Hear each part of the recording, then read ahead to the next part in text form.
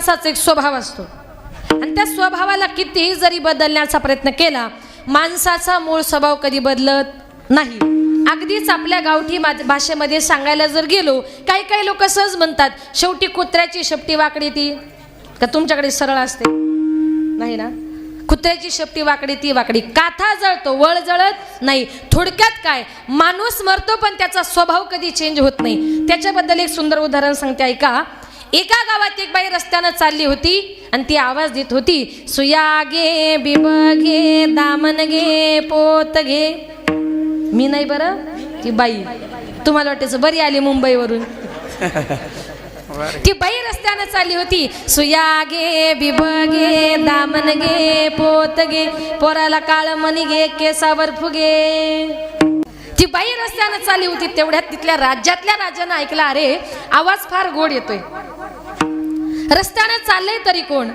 म्हणून राजाने खिडकीतून डोकं बघितलं तर राजाला असं दिसलं, रस्त्यानं जी चालली ती तरुण तडफदार ब्युटिफुल अशी मुलगी आहे. आज तिला तिच्या परिस्थितीमुळे गावोगावी हे सुया, कंगवे, फुगे हे सगळं घेऊन फिरावं लागतंय. पण हिच्यासारखी सुंदर मुलगी परत या राज्यामध्ये बघायला मिळणार नाही. म्हणून राजाने विचार केला, लग्न करील तर हिच्याशी. कोणाशी? महिला मंडळ, हा, सुईवालनीशी. तिथे काय व राजा, मावशी असंच लक्ष ठेवा बरं. हा, तिथे काय व राजा बोले दल हाले. राजा तसा तिथून निघाला, तिला रस्त्यात आडवा झाला आणि तिला म्हटलं, काय ग, लग्न करतेस का माझ्याशी? ती म्हटली, राजा अरे माझ्याशी लग्न करायचे मला का विचारतो, जरा माझ्या बापाला जाऊन विचार. राजा तिच्या बापाकडे गेला, सांगितलं, बाबा तुमच्या मुलीबद्दल मला सगळी कल्पना आहे, तुमच्या मुलीशी लग्न करण्याचा मानस आहे, काय म्हणणं आहे तुमचं? बापाने सांगितलं, मुलगी माझी आहे, संसार माझ्या मुलीला करायचा आहे, थोडंसं 2 शब्द जरा मुलीला विचारतो आणि मग तुम्हाला सांगतो. राजा म्हटलं, काय हो, मग अशी मुलीला विचारलं लग्न करते का? ती म्हणते, माझ्या बापाला विचारा. आता बापाला विचारलं लग्न करता का? बाप म्हणतो, मुलीला विचारून सांगतो. म्हणजे तुम्हाला काही मी फुटबॉल वाटलो इकडून तिकडे उडवायला? मी राजा आहे, द्यायचं असेल तर हो बोला, नाहीतर सरळ नाही बोला. आता त्या बापाने विचार केला, आपण कुठे राजाच्या दारात गेलो होतो, राजा चालाय ना. सांगितलं, ठीक आहे, माझी मुलगी मी तुम्हाला देतो. आता देतो म्हटल्यानंतर राजवाड्यामध्ये मोठ्या आनंदानं, मोठ्या उत्साहानं लग्नाच्या सोहळ्याला सुरुवात झाली आणि एक 2-4 दिवसामध्ये त्यांच्या दोघांचं लग्न लागलं. आता 2-4 दिवसापूर्वी गावोगावी फिरणारी ती टिकली बांगडीवाली, फुग्यावाली, गोंड्यावाली कोण झाली? आता लग्न झाल्यानंतर राजाची राणी झाली, राज दरबारात गेली. आता राजाची राणी म्हटलं, तिथं काय विषय हो, तिला कुठलंच काम करायचं नाही, तिला फक्त एका जागेवर बसायचं, कपडे नाही, भांडे नाही, स्वयंपाक नाही, काहीच नाही, तिला एकच काम, एका जागेवर बसायचं. पण तुम्हालाही माहिती आहे सगळ्यांना, तिला दिवसातून रोज 17 गाव फिरायची सवय. बरं, एका जागी बसून गोड लागे ना. दिवसभरातून 4-5 वेळेला 5 पक्वान्नाचं भोजन समोर यायचं, ताट समोर आलं का कुठं तरी लपून ठेवायची आणि 7-8 दिवसांनी शिळे तुकडे झाले का कडाकड फोडून खायचे. का? ताजं खाणं हा तिचा स्वभावच नव्हता. आता हिंदू धर्माच्या प्रथेप्रमाणे राजवाड्यामध्ये एक सत्यनारायणाची महापूजा आयोजित करण्यात आली. पूजा वगैरे पार पडली. ननंदबाई पुढे आली, म्हटली, वहिनी जरा नाव घ्या. आता नाव घ्या म्हटलं, थोडीशी लाजली आणि तिनं नाव घ्यायला सुरुवात केली. मी घेऊ का नाव? वहिनी मी नाव घेऊ का? बरं, मी घेतल्यावर तुम्ही कोणी घेणार? कराड वहिनी, तुम्ही भाऊ समोरच बसले. बरं, मी नाव घेते, तुम्ही लक्षात ठेवा, एखाद्या लग्नात तुम्हाला एक आमीन, फार चांगलं नाव आहे. बाई कशा कांटाऊ करून बसल्या, घ्यायचंय का? नक्की घ्या. ऐका, तिच्या नवऱ्याचं नाव होतं हरिश्चंद्र राजा. तिनं नाव घ्यायला सुरुवात केली. पांढऱ्या पांढऱ्या दुधाची मौमौ साय, पांढऱ्या पांढऱ्या दुधाची मौमौ साय, हरिश्चंद्र राजाची बायको नाव घेते भाकर वाडग माय. राजाची राणी जरी झाली पण तिचा भाकरी मागायचा स्वभाव गेला का? स्वर द्या. आधी होती दासी हो, आधी होती दासी, पट्ट राणी केली तिसी, तिचे हिंडणे राहीना मूळ स्वभाव जाईना, तिचे हिंडणे राहीना मूळ स्वभाव जाईना.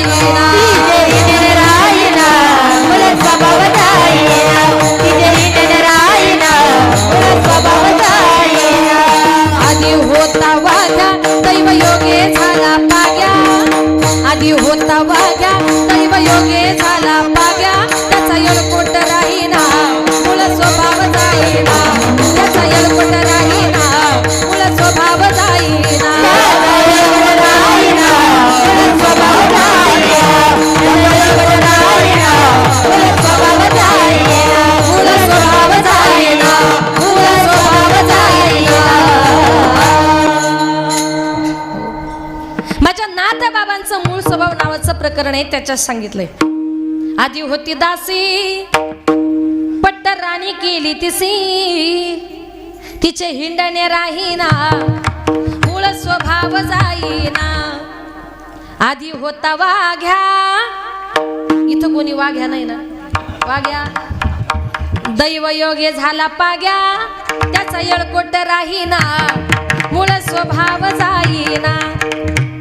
संत महात्मे म्हणतात अखंड रात्र दिवस त्याचं नामचिंतन करणं, कारण संतांना सुद्धा कळालं आपलं हित कशामध्ये आहे, आणि जे माझ्या तुकोबरायांना सुद्धा कळालं. म्हणून तुकोबराय तुम्हाला मला प्रत्येकाला विनंती करून सांगतायत आपलं हित कशामध्ये आहे, त्याप्रमाणे माईबापांनी आपल्या मुलांवर संस्कार केले पाहिजे. स्वर द्या अभंगाचे प्रथम चरण. आपुली हित दोचे जगता, आपुली हित दोचे जगता, आपुली हित दोचे जगता,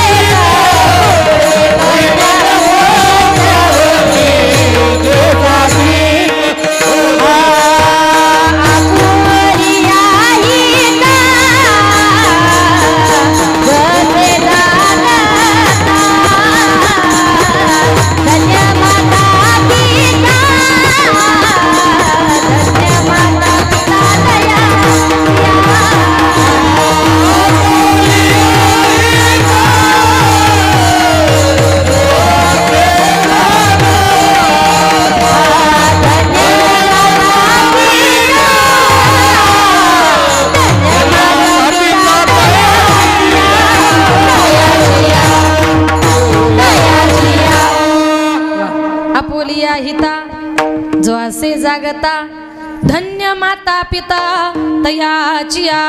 तुकोबराय म्हणतात एखादा मुलगा जर हिताच्या ठिकाणी जागत जर असेल, म्हणजे तो समाजाची सेवा करत असेल. आज ज्यांचा वाढदिवस आहे, काल अण्णांचा वाढदिवस झाला, आज या ठिकाणी कीर्तन ठेवले, पण वाल्मिक अण्णा म्हणजे मनापासून समाजाची सेवा करतात, ईश्वराची सेवा करतात. वैजनाथांचं दिवसातून 2-3 वेळा दर्शन घेतात आणि ईश्वराची सेवा त्यांच्या हातून घडतोय. समाजकार्य मोठ्या पद्धतीनं ते करतायत. गोरगरिबांची सेवा करतात, प्रत्येकाला मदत करतात. आज हे सभा मंडप आपण जे काही बघतोय ना, ते सुद्धा त्यांनी मंजूर करून आणलेले आहेत. म्हणजे चांगले कार्य त्यांनी केले. मग अण्णा जी काही समाजसेवा करताय याला कारण त्यांचे माईबाप धन्य, धन्य माता पिता तयाची या, की त्यांच्या पोटी वाल्मिक अण्णांसारखे समाजाची सेवा करणारी मुलं जन्माला आली. माईबापाची धन्यता ही प्रत्येक ठिकाणी महत्वाची असते. पण सर्वात पहिला उल्लेख केलाय माझ्या तुकोबरायांनी, धन्य माता आणि मग पिता, कुळी कन्या आणि मग पुत्र. पहिला मान आहे तो स्त्रीला, पहिला मान आहे तो मातेला. म्हणून मातेने जर उत्तम प्रकारे संस्कार केले, कारण बाळावर पहिले गर्भसंस्कार हे मातेच्या उदरामध्ये होत असतात. आई ज्याप्रमाणे संस्कार करेल ना त्याप्रमाणे मुलं घडत असतात. मग ज्या वेळेला ती स्त्री गरोदर असते, गरोदरपणे तिनं गरोदर असताना काय म्हटलं पाहिजे? महिलांकरता ऐका, बाई पहिल्या ग मासी उभी होते मी अंगणात, डाव्या कुशीला रंगनाथ ग, जो बाळा जो जो रे जो. बाई दुसऱ्या ग मासी मी आठवीत होते हरी, आले संकट काश्मीरावरी ग, जो बाळा जो जो रे जो. बाई तिसऱ्या ग मासी मी वाजवित होते टाळ, संत रूपान येईल बाळ ग, जो बाळा जो जो रे जो. म्हणजे गरोदरपणी ती माता हरिपाठाला गेली, कीर्तनाला गेली, भजनाला गेली, काकड्याला जर गेली तर तिचे मुलं असे कीर्तनात टाळ घेऊन उभे राहतील. पण ती माता गरोदरपणी जर पिक्चरला जर गेली तर तिची मुलं वरातीतच नसतील की नाही.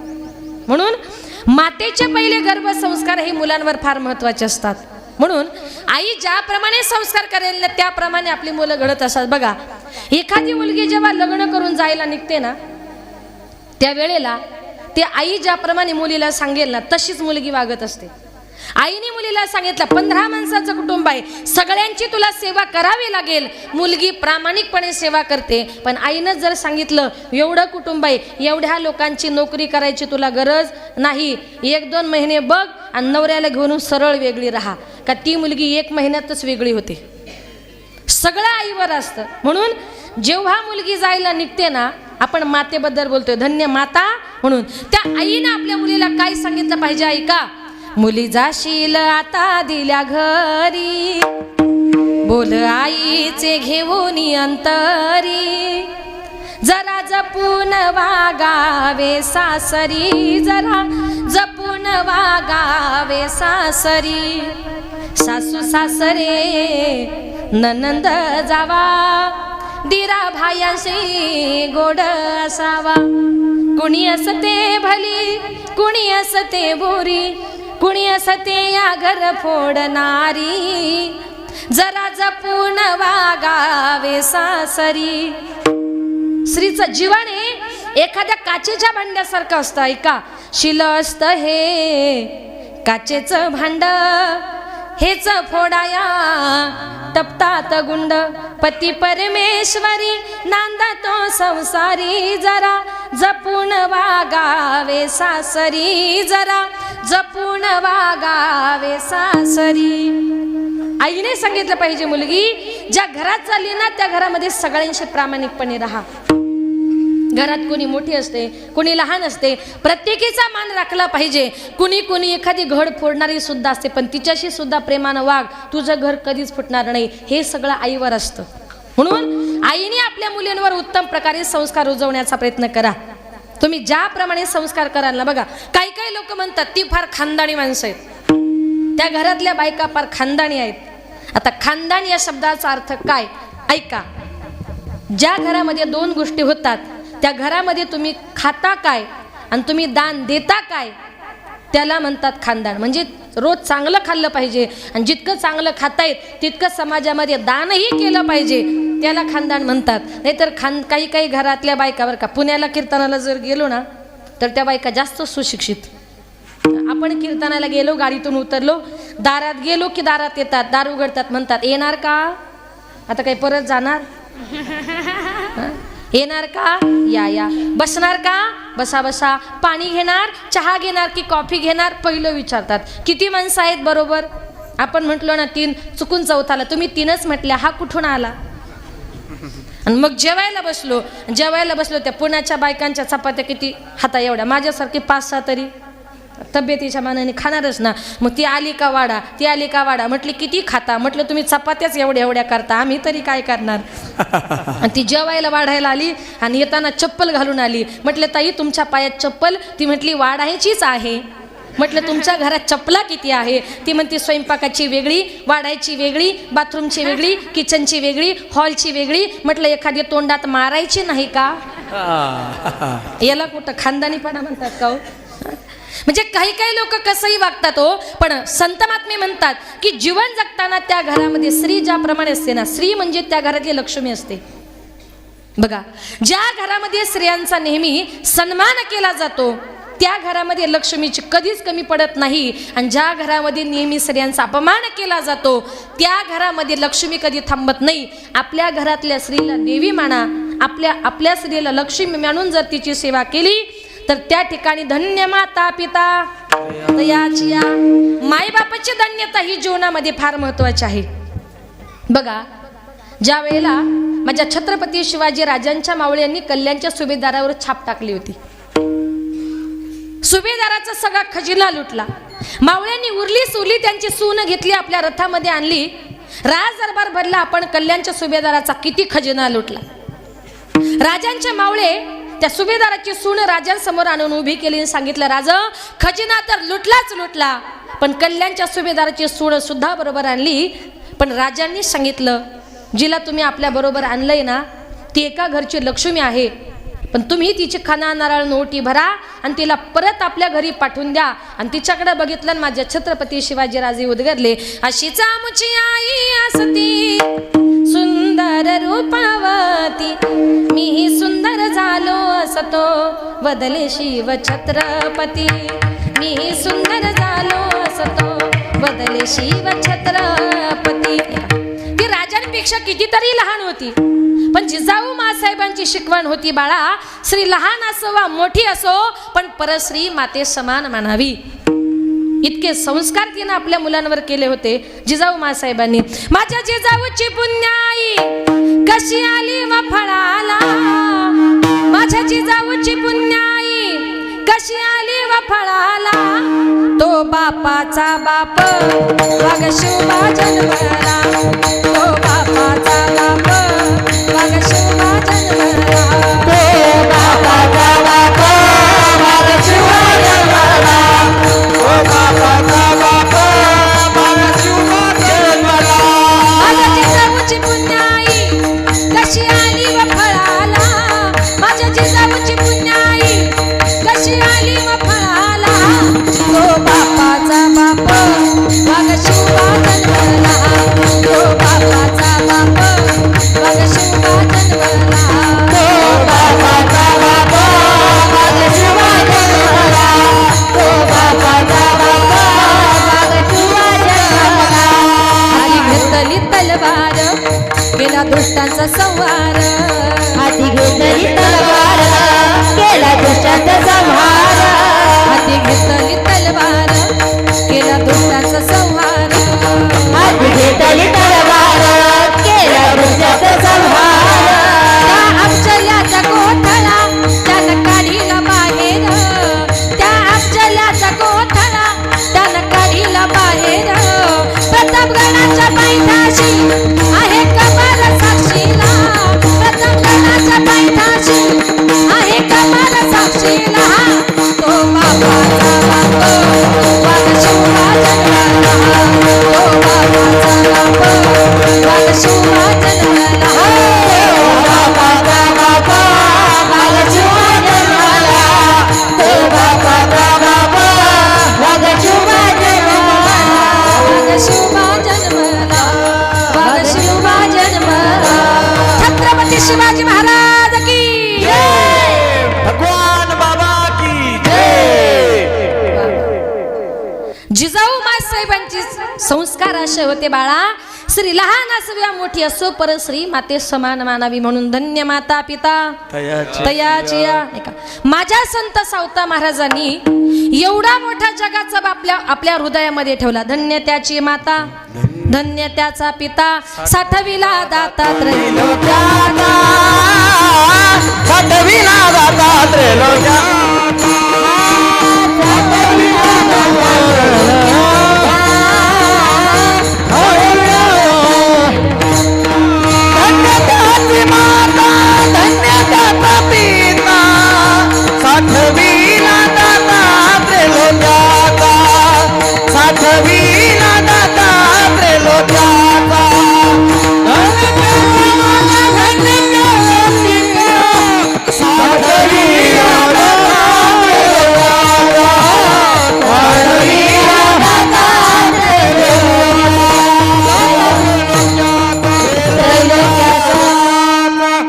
त्याची माता नाही का. माझ्या संत सावता महाराजांनी जगाचा बाप आपल्या हृदयामध्ये साठवला.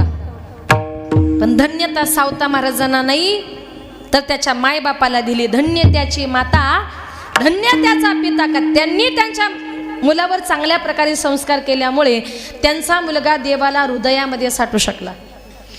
भगवान परमात्म्याला साठवायचे आपल्या हृदयात साठवा, वरवर नको. कारण का आजही माणसं संसारामध्ये इतके आंधळे झालेत ना, जवळ असून सुद्धा काही काही लोकांना एखादी गोष्ट दिसत नाही. तुझं आहे, तुझं पाशीन परी तू जागा चुकलासी. सगळ्या गोष्टी आपल्या जवळ आहे हो. लोक संसारामध्ये इतके वेंधळे झालेत ना, काही काही लोक आपला चष्मा आपल्या डोक्यावर लावतात आणि घरभर फिरतात, म्हणतात आमचा चष्मा कुठे. आता इथल्या चष्म्यावाल्यांचं सांगत नाही बरं, तुम्ही चांगले आहात काय. एखादी गोष्ट आपण आपल्या जवळ ठेवतो, जवळ असूनही आपण शोधतोय. याला कारण का आपण संसारामध्ये इतके वेंदळे झालोत. एक सुंदर उदाहरण सांगते ऐका. आषाढी यात्रेच्या निमित्ताने एक वारकरी बाबा पंढरपूरला निघाले. निघाल्यानंतर त्यांनी आपल्या मुलाला सांगितलं, बाळा पंढरपूरच्या आषाढीची वारी आहे, मी जरा 2-4 दिवस पंढरपूरला चाललो. मुलांनी सांगितलं, बाबा तुम्ही दरवर्षी पंढरपूरला जाता, आम्ही तुम्हाला कधी अडवत नाही, पण या वर्षी मात्र बाबा तुम्ही पंढरपूरला जायचं नाही. बाबा म्हटले का. मुलांनी सांगितलं, बाबा आम्ही तुम्हाला कधी अडवत नाही. आता तुम्ही म्हातारे झालात, रस्त्यानं चालताना कुठे दुखलं, कुठे खुपलं, कुठे आजारी पडलात तर बाबा पंढरपूरच्या वाटेवर तुम्हाला कोण बघणार. बाबाने सांगितलं, पंढरपूरच्या वाटेवर माझा जीव गेला तरी चालेल, देह जाओ अथवा राहो पांडुरंगी दृढ भाव. जीव गेला तरी चालेल म्हटले, वारी चुकवणार नाही. आता मुलं जरा बऱ्यापैकी श्रीमंत होती, पैशावाली होती. 2-4 मुले एकत्र आली, बाबाच्या जवळ गेले. सांगितलं, बाबा चाललात. म्हटले हो. रस्त्यानं कुठे दुखलं, कुठे खुपलं, कुठे आजारी पडला तर बाबा एवढे 20,000 रुपये तुमच्या जवळ ठेवा. बाबांनी 20,000 रुपये घेतले आणि बाबा पंढरपूरची वारी करण्याकरता निघाले. आता 20,000 रुपये घेऊन बाबा निघाले, पण विचार करा, जन्मात म्हातारा 20,000 रुपये घेऊन कधी पंढरपूरला गेला. आपण तरी जातो का एवढे पैसे घेऊन. कारण पंढरपूरच्या वाटेवर दाटी इतके असतात, खाऊन कंटाळा येतो पण देणारे थकत नाही. 1 रुपयाचा खर्च नाही. आता बाबा 20,000 रुपये घेऊन निघाल्यानंतर पंढरपूरच्या वाटेवर बाबाला एक मोठं काम लागलं. ते काम म्हणजे बाबा सकाळ संध्याकाळ फक्त पैसेच मोजायचा. असं म्हणतात, माणसाच्या जवळ थोडासा पैसा आला की मनुष्य देवाला. काय अनुभव दिसतोय तुम्हाला. मनुष्य देवाला विसरतो. बाबा सकाळ संध्याकाळ फक्त पैसे मोजायचे. तेवढ्यात एका चोरट्यानं बघितलं. पंढरपूरची वारी म्हटल्यानंतर त्याच्यामध्ये सगळेच काही वारकरी नसतात, काही चोरही असतात. एका चोरानं बघितलं, बाबाच्या जवळ बराच मोठा बंडल दिसतो. काही जरी झालं आपण बाबाचे पैसे चोरायचे, पण बाबा वारकरी आहेत, आपण चोर आहोत, कसं काय शक्य होणार. म्हटलं आपल्यालाही वारकरीच व्हावं लागेल. लगेच गेला, वारकऱ्याचे कपडे घातले, गळ्यामध्ये मोठ्या मोठ्या मण्यांच्या माळा घातल्या, कपाळाला गंध लावला, कडक टोपी गळ्यामध्ये घातली, टकाटक वारकरी बनला. बाबाच्या जवळ आला आणि सांगितलं, बाबा पंढरपूरला चाललात. म्हणे हो बाळा, मलाही पंढरीची वारी करायची, चल म्हटले माझ्या बरोबर. पण त्याने सांगितलं, बाबा एक अटीवर. म्हणे कुठली. त्याने सांगितलं, बाबा दिवसभर तुम्ही प्रवास करून दमल्यानंतर रात्रीच्या वेळेला तुमच्यासारख्या म्हाताऱ्या माणसाचे हातपाय दाबून देण्याचं काम करणार, जेणेकरून मला पुण्य मिळणार. कारण याला चोरायचे होते बाबाचे. तुमचंही लक्ष थोडा पैशावरच असू द्या, म्हणजे दृष्टांतापुरतं, म्हणजे तुम्हाला कळेल.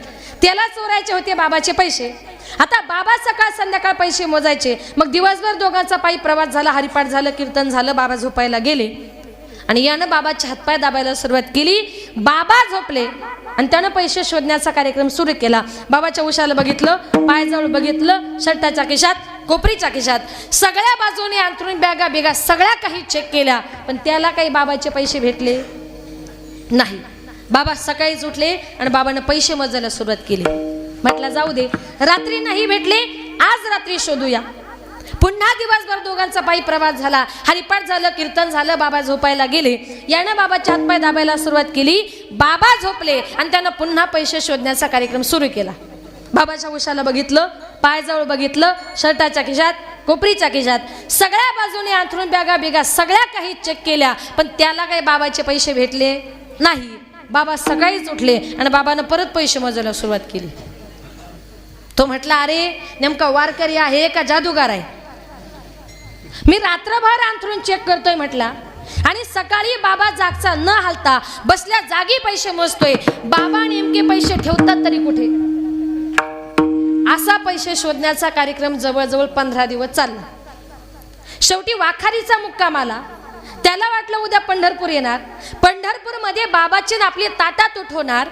15 दिवस शोधूनही बाबाचे पैसे काही सापडले नाही. पण जाता जाता बाबा पैसे ठेवतात तरी कुठे, तेवढी तरी आयडिया माहिती करून घेतली पाहिजे. म्हणून बाबाच्या जवळ गेला. पहिले बाबाचे पाय धरले, हात जोडले, सांगितलं, बाबा मला माफ करा, मी वारकरी नाहीये. ही गळ्यातली माळ, हा कपाळाचा गंध, हे वारकऱ्याचे कपडे, ही वारकऱ्याची टोपी, सगळं काही खोटं ढोंग आहे. खरं सांगतो बाबा, मी या दिंडीतला अट्टल चोर आहे. मी तुमच्या जवळ फक्त तुमचे पैसे चोरण्याकरता आलो होतो, पण 15 दिवस शोधूनही मला काय तुमचे पैसे सापडले नाही. परंतु बाबा, 15 दिवस तुमच्यासारख्या चांगल्या वारकऱ्यांच्या संगतीमध्ये राहिल्यामुळे माझ्या जीवनामध्ये बदल झाला. इथून पुढे लोकांच्या चोऱ्या करणार नाही, गळ्यातली माळ कधी काढणार नाही, दरवर्षी पंढरपूरची वारी करणार, तुमच्यासारख्या म्हाताऱ्या वारकऱ्यांची सेवा करणार. पण बाबा, जाताना मला एक खरं आणि प्रामाणिकपणे सांगा, तुम्ही रात्री झोपल्यानंतर तुमचे पैसे कुठे ठेवायचात? बाबा म्हटले, बाळा तू कुठे कुठे शोधलं? बाबा कुठे नाही शोधलं. तुमच्या उशाला बघितलं, पायाजवळ बघितलं, शर्टाच्या खिशात, कोपरीच्या खिशात, सगळ्या बाजूने अंथरूण, बॅगा बिगा सगळ्या काही चेक केल्या, पण बाबा मला काय तुमचे पैसे भेटले नाही. बाबा म्हटले, खरं सांगू का बाळा, मी काय करायचो, रात्रीच्या वेळेला आपण दोघं जण झोपायला गेलो का मी माझे पैसे घ्यायचो आणि तुझ्या उशाखाली ठेवायचो. तुझा आहे परी, तू जागा, सगळ्या गोष्टी आपल्या जवळ आहे. हो, जवळ असून लोक संसारामध्ये इतके आंधळे झालेत ना. तुका बरे म्हणतात, डोळ्यामध्ये संसाराचा धूर भरण्यापेक्षा तुका म्हणी लोकीच्या व्यवहारे नका डोळे धुरे भरणे राहो. डोळ्यामध्ये संसाराचा धूर भरण्यापेक्षा त्या भगवान परमात्म्याला डोळ्यामध्ये साठवलं पाहिजे. कारण आमच्या संत महात्म्यांनी त्या देवाच्या नावाचा झेंडा स्वर्ग मृत्यू पाताळ यांचा मंडप घातिला.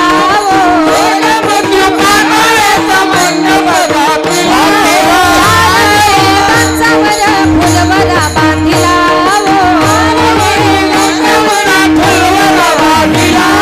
शास्त्र पुराणी अनुवाद की तुझा गोंधळ मांडला.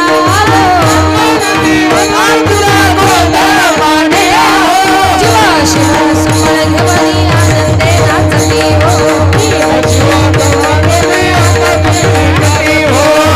शिव समळ घेवली आनंदे नाचती.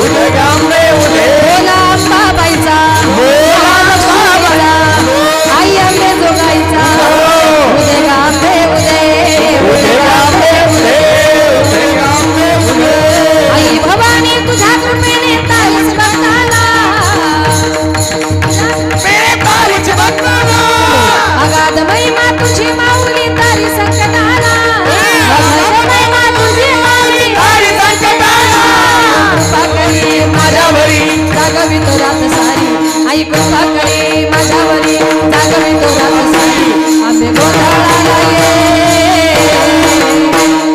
गोंधळ मागिला वारी गोंधळाला ये गोंधळ मागिला वारी गोंधळाला ये गोंधळ मागिला वारी गोंधळाला ये गोंधळ मागिला वारी गोंधळाला ये उरा उरा उरा उरा उरा बोला अंबाबाईचा आई राजा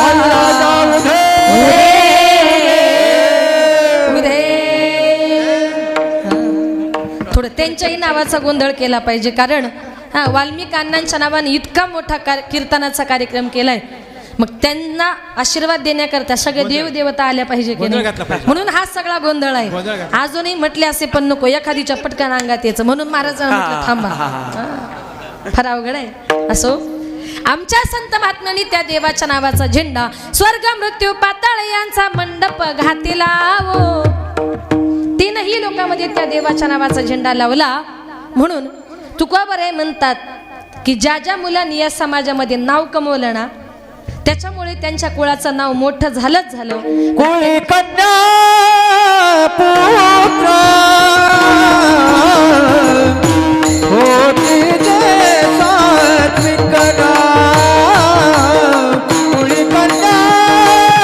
जे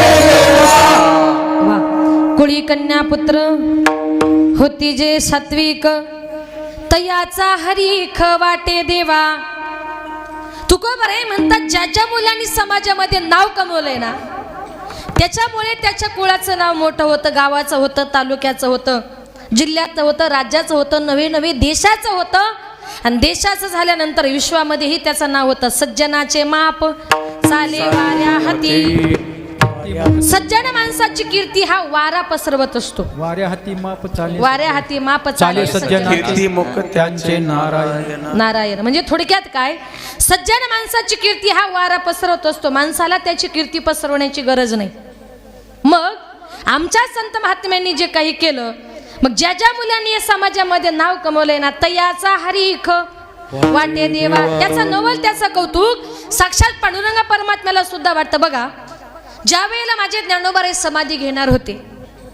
जगामध्ये वाऱ्यासारखी बातमी पसरली. सगळे वारकरी आळंदीमध्ये आले. आल्याड पल्याड पताकांचे भार, मध्ये मनोहर इंद्रायणी. सगळ्या बाजूने वारकरी जमले होते. अनेक देव, स्वर्गातले अनेक देव ज्ञानोबरायांचा समाधी सोहळा बघण्याकरता आले होते. साक्षात नामदेवांचे 4 पुत्र तिथे कामाला लागले. सिद्धेश्वराच्या पिंपळाखाली नारा विठा गोदा महादा पाठविला. झाडवी ती जागा समाधीशी. समाधीची सगळी जागा झाडून त्यांनी शाप केली आणि त्या समाधीची पूजा करण्याकरता साक्षात ब्रह्मदेव आला होता. ब्रह्मादिक जेथे करतात पूजा आणि घालतात सेजा समाधीशी. ज्ञानोबारांची ते समाधी घेणार. सगळ्या आळंदीतून ज्ञानोबारांची मिरवणूक काढलेली. देव गरुडावर बसलेले आणि देवाच्या मांडीवर ज्ञानोबारांना बसवलं. सगळ्या आळंदीतून मिरवणूक काढली. मिरवणूक सिद्धेश्वराच्या पिंपळाजवळ आली आणि ज्ञानोबारांनी समाधीकडे चालवलं होतं.